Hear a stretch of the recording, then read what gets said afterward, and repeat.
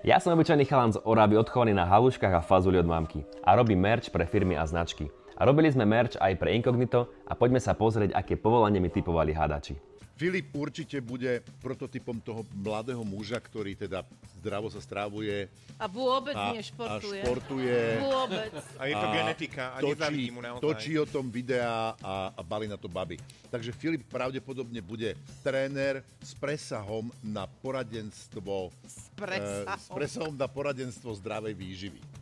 Marian? Filip bude výkonný športovec a zároveň bude mať svoju vlastnú autodielňu, ktorej sa venuje oprave motorových vozidiel, elektromobilov a zároveň aj motorcyklov. Takže s presahom na kolobežky. Takže športovec versus technik, mechanik. Filip, no mrzí nás to, ale ako sa hovorí, pliecka nepustia a všimli sme si na vás určité znaky vykazujúce teda tieto fakty. No, vyšetrovačka.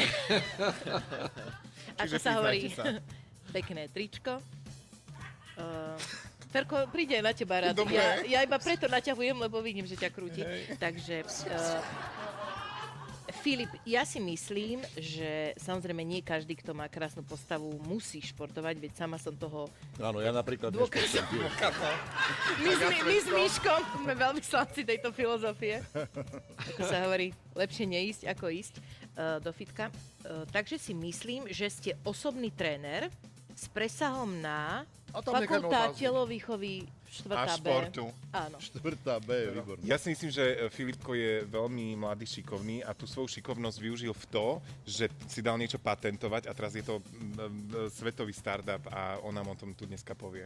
Ideme to hádať, lebo ako sa hovorí, Zuzka, radšej sa budeme 2 týždne hanbiť na pláži, ako 11 mesiacov potiť vo fitku. Presne tak. Súhlasím.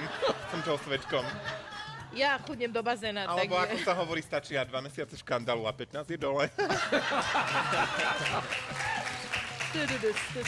Takže ani fitness tréner s presahom do automotošportu a opravy kolobežiek, ale výroba merču. Ak to aktuálne riešiš pre seba a pre svoju firmu, značku, tak ľudne zavolaj alebo napíš a ja s mojím tímom ti radi so všetkým poradíme, pomôžeme a už do 10 pracovných dní sa môžeš tešiť zo svojho nového oblečenia.